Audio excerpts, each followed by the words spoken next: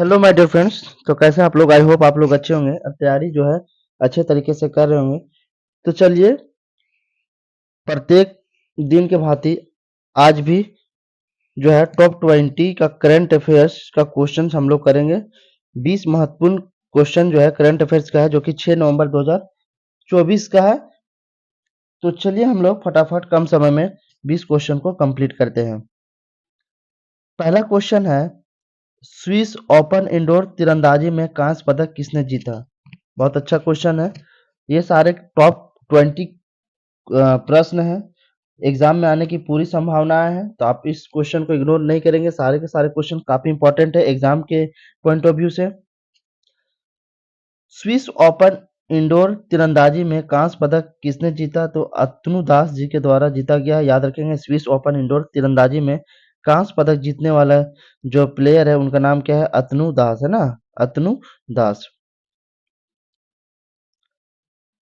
दूसरा प्रश्न है, बोत्सवाना के छठे राष्ट्रपति के रूप में किसे चुना गया? बोत्सवाना के छठे राष्ट्रपति के रूप में डूमा बोको को चुना गया।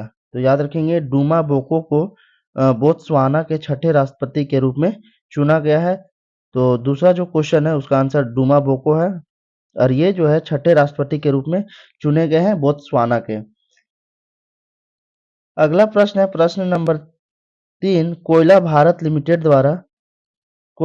लिमिटेड द्वारा अपने 50वें स्थापना दिवस समारोह के दौरान लॉन्च किए गए शुभंकर का नाम क्या है? शुभंकर का मतलब होता है लोगो।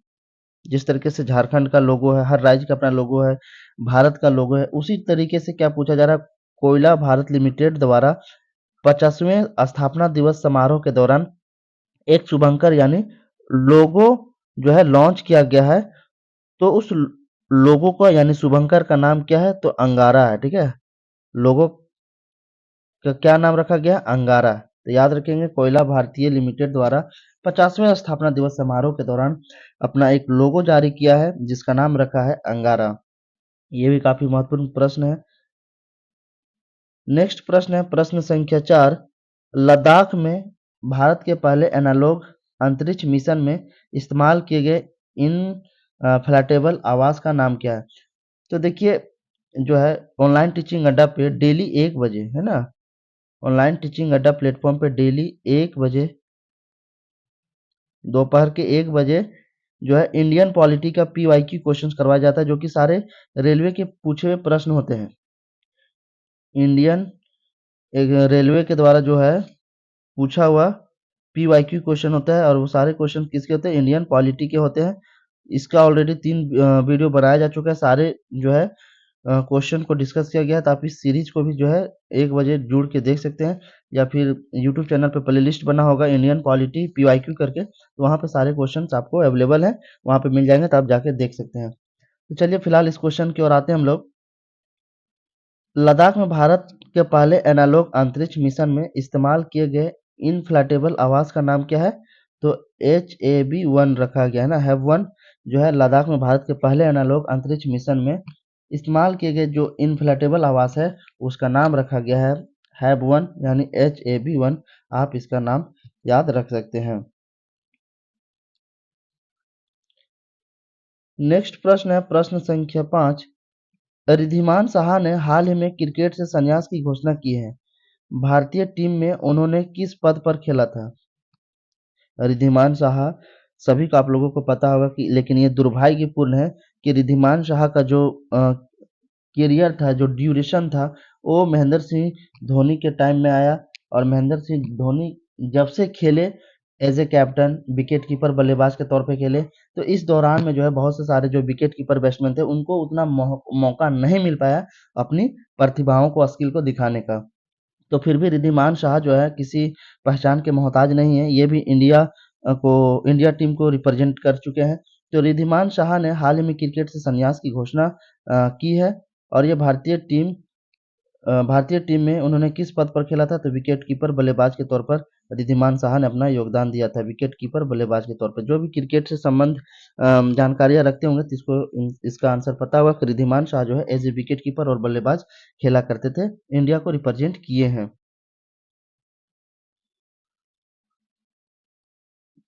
अगला प्रश्न है प्रश्न संख्या 6।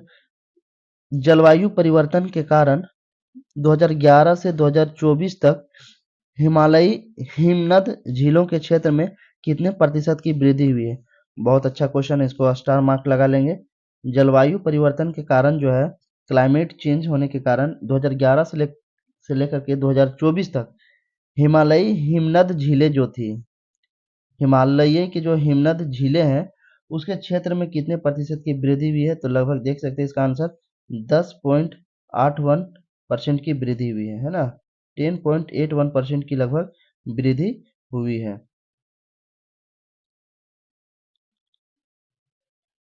प्रश्न संख्या 7। हाल ही में भारत के सीनियर खिलाड़ियों ने किस अंतर्राष्ट्रीय प्रतियोगिता में रजत पदक जीता है? तो विश्व ब्रिज ओलंपियाड में। याद रखेंगे, भारत के सीनियर खिलाड़ियों ने जो है विश्व ब्रिज ओलंपियाड प्रतियोगिता में रजत पदक जीता है। विश्व ब्रिज ओलंपियाड अंतर्राष्ट्रीय प्रतियोगिता जो है, इसी में भारत के जो सीनियर खिलाड़ी हैं, उन्होंने रजत पदक जीतने का काम किया है। तो ये जो ऑप्शन दिखेगा आप लोगों को किसी भी एग्जाम में, अगर ये क्वेश्चन पूछा जाएगा तो आप लोगों को जो है इस ऑप्शन के साथ जाना है। प्रश्न नंबर 8 क्वेश्चन पूछा गया है, 31 अक्टूबर 2024 से एमसीएक्स के सीईओ और एमडी के रूप में किसे नियुक्त किया गया था? 31 अक्टूबर 2024 से एमसीएक्स के सीईओ और एमडी मैनेजिंग डायरेक्टर के रूप में किसे नियुक्त किया गया था? तो परवीना राय को किया गया था। तो याद रखेंगे, परवीना राय इसका बिल्कुल राइट आंसर है। परवीना राय जी को 31 अक्टूबर 2024 से एमसीएक्स के सीईओ और मैनेजिंग डायरेक्टर के रूप में नियुक्त किया गया था। परवीना राय इसका बिल्कुल आंसर सही है। प्रश्न नंबर 9। नवंबर 2024 में भारत का नया वाणिज्य दूतावास किस ऑस्ट्रेलियाई शहर में उद्घाटित किया गया था? तो ब्रिस्बेन में किया गया था। नवंबर 2024 में भारत का जो नया वाणिज्य दूतावास था, वो ऑस्ट्रेलिया के ब्रिस्बेन शहर में उद्घाटित किया गया था, उद्घाटन किया गया था। याद रखेंगे, ऑस्ट्रेलिया का जो है एक ब्रिस्बेन शहर है, वहीं पे नवंबर 2024 में भारत का नया वाणिज्य दूतावास का उद्घाटन किया गया था।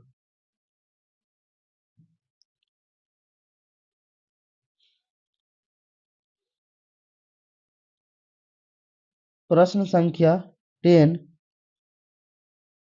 क्या क्वेश्चन पूछा जा रहा है? ऊर्जा क्षेत्र में स्वायत्त एआई को पहली बार तैनात करने वाला देश कौन सा है? ऊर्जा क्षेत्र में स्वायत्त एआई को पहली बार तैनात करने वाला देश कौन सा है, जिसका उद्देश्य उत्पादन पूर्वानुमानों में परिचालन दक्षता और सटीकता को बढ़ाना है? ठीक है, जिसका उद्देश्य क्या है? जो प्रोडक्शन हो रहा है, तो प्रोडक्शन में अनुमान लगाना है, उसकी एफिशिएंसी को अनुमान लगाता है और उसकी जो सटीकता है उसको बढ़ाया जा सके। इसीलिए जो है ऊर्जा क्षेत्र में स्वायत्त एआई को पहली बार तैनात करने वाला जो है कौन सा देश, ये पूछा जा रहा है। तो संयुक्त अरब अमीरात इसका आंसर कौन सा होगा?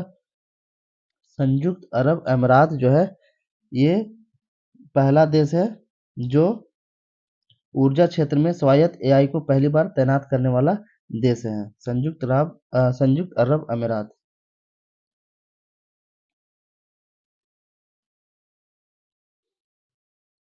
प्रश्न नंबर 11। आगामी अमेरिकी राष्ट्रपति चुनाव में न्यूयॉर्क के मतपत्रों पर कौन सी भारतीय भाषा दिखाई देगी? तो आगामी अमेरिकी राष्ट्रपति चुनाव में जो न्यूयॉर्क के मतपत्र होंगे, उसमें भारतीय भाषा दिखाई देगी। और भारतीय भाषा का कौन सा जो है भाषा दिखाई देगी? तो बंगाली भाषा दिखाई देगी। और डोनाल्ड ट्रंप जो है अमेरिका के राष्ट्रपति चुने गए हैं फिर से, इस बात को भी याद रखेंगे। अमेरिका के जो राष्ट्रपति हैं, फिर से डोनाल्ड ट्रंप जी को बनाया गया है। निर्वाचित किसे किया गया है? लोगों के द्वारा जो है डोनाल्ड ट्रंप को अमेरिका का फिर से राष्ट्रपति चुना गया है। तो इसी चुनाव में जो है भारतीय की एक भाषा है बंगाली, उस भाषा को मतपत्रों पर दिखाई दिया था, दिखाई गई थी। प्रश्न नंबर 12। किस भारतीय टेबल टेनिस खिलाड़ी ने हाल ही में WTT फील्डर काराकस में पुरुष एकल और मिश्रित युगल दोनों में खिताब जीता है?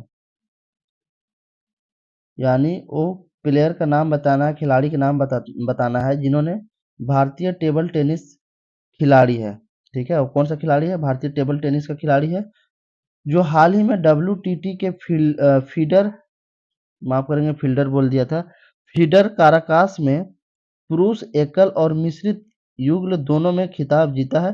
तो वो जो है हरमीत देसाई जी हैं। हरमीत देसाई भारतीय टेबल टेनिस के खिलाड़ी हैं जिन्होंने हाल ही में WTT फीडर काराकस में पुरुष एकल और, देखिए पुरुष एकल का भी और मिश्रित युगल दोनों में खिताब जीता है।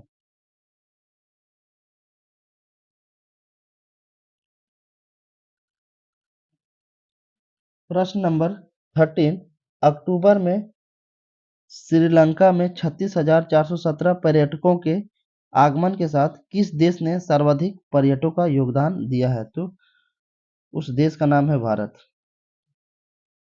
उस देश का नाम क्या है? भारत। तो भारत जो है अक्टूबर में श्रीलंका में जो 36,417 पर्यटकों के आगमन जो हुआ था उसके साथ साथ जो है भारत जो है सर्वाधिक पर्यटकों का योगदान देने का काम किया है। तो ऑप्शन भारत जहाँ पे भी दिखेगा, इस क्वेश्चन अगर पूछा जाए ये क्वेश्चन, तो उसका आंसर क्या होगा? भारत। प्रश्न नंबर 14, हाल ही में विदेश मंत्री एस जयशंकर ने किस ऑस्ट्रेलियाई शहर में भारत के चौथे वाणिज्य दूतावास का उद्घाटन किया है? क्वेश्चन बहुत अच्छा है। क्या पूछा जा रहा है? हाल ही में विदेश मंत्री एस जयशंकर ने किस ऑस्ट्रेलियाई शहर में, वो ऑस्ट्रेलिया का शहर बताना है जिसमें भारत के चौथे वाणिज्य दूतावास का उद्घाटन किया गया है। तो ऑस्ट्रेलिया का ब्रिस्बेन शहर है ना, ऑस्ट्रेलिया का ब्रिस्बेन शहर में ही जो है हाल ही में जो विदेश मंत्री है एस जयशंकर, उनके द्वारा भारत के चौथे वाणिज्य दूतावास का उद्घाटन किया गया है। प्रश्न नंबर 15, भारत सरकार के रक्षा उत्पादन विभाग द्वारा किस कंपनी को रक्षा उपकरणों के लिए 100 परमाणन का दर्जा दिया गया है? भारत सरकार के रक्षा भारत सरकार के रक्षा उत्पादन विभाग द्वारा कौन से कंपनी को रक्षा उपकरणों के लिए स्व परमाणन का दर्जा दिया गया है? तो BEML लिमिटेड को, है ना, BEML लिमिटेड को जो है स्व परमाणन का दर्जा दिया गया है। प्रश्न नंबर 16,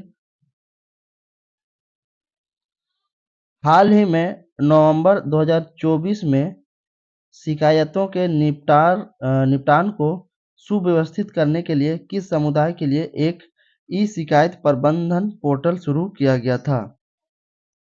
तो अनुसूचित जातियां के लिए, है ना, अनुसूचित जातियां के लिए हाल ही में नवंबर 2024 में शिकायतों को निपटारा हो सके और उसको बेहतर तरीके से सुव्यवस्थित किया जा सके, इसके लिए जो है ई शिकायत प्रबंधन पोर्टल की शुरू किया गया था। ई शिकायत प्रबंधन पोर्टल, इस पोर्टल के माध्यम से जो है अनुसूचित जातियां जो है अपने शिकायत को रख सकते हैं, अपने शिकायत का निपटारा के लिए जो है इस पोर्टल पे अपना शिकायत दर्ज करते हैं। तो इस पोर्टल के मदद से जो है अनुसूचित जातियां की जो शिकायत है उसको निपटाया जा सकता था, उसको सुव्यवस्थित किया जा सकता था। इस पोर्टल का नाम याद रखेंगे, ई शिकायत प्रबंधन पोर्टल की शुरुआत की गई थी हाल ही नवंबर 2024 में, ताकि अनुसूचित जातियां की जो समस्याएं हैं, शिकायत है, उसको निपटारा किया जा सके।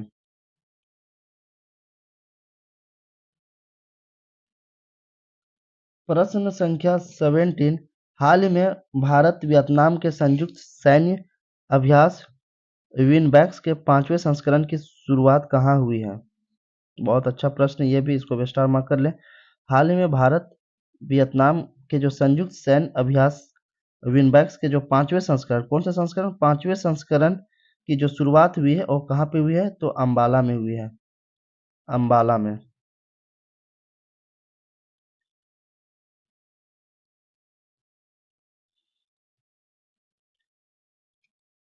अगला प्रश्न है,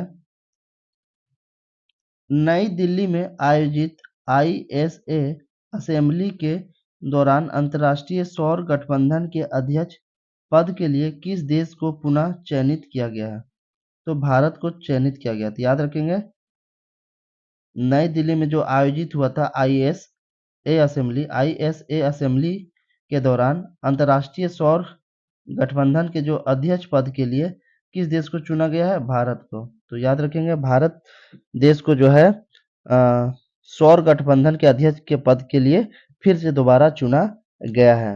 और ये कब चुना गया है? जब नई दिल्ली में आईएसए असेंबली का जो आयोजन हो रहा था, उस दौरान अंतर्राष्ट्रीय सौर गठबंधन जो है उसके जो अध्यक्ष के तौर पे भारत देश को चुना गया है। तो ये बहुत ही गर्व की बात है हम भारतवासियों के लिए।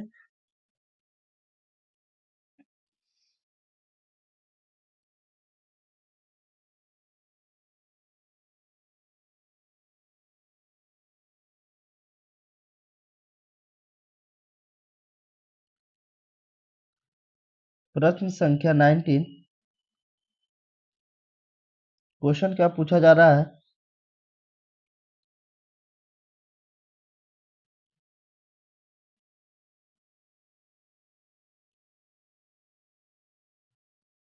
नई दिल्ली में आयोजित 7वें अंतर्राष्ट्रीय सौर गठबंधन आईएसए सम्मेलन के दौरान हाल ही में अंतर्राष्ट्रीय सौर गठबंधन आईएसए के तीसरे महानिदेशक के रूप में किसे नियुक्त किया गया था?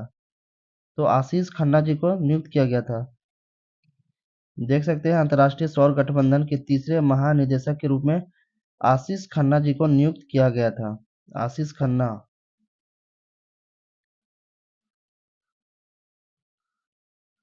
इस सेशन का लास्ट क्वेश्चन है, हाल ही में किन दो देशों ने द्विपक्षीय रक्षा सहयोग पर एक समझौता ज्ञापन पर हस्ताक्षर किए? इस समझौते पर उनके संबंधित चीफ ऑफ डिफेंस स्टाफ द्वारा हस्ताक्षर किया गया है।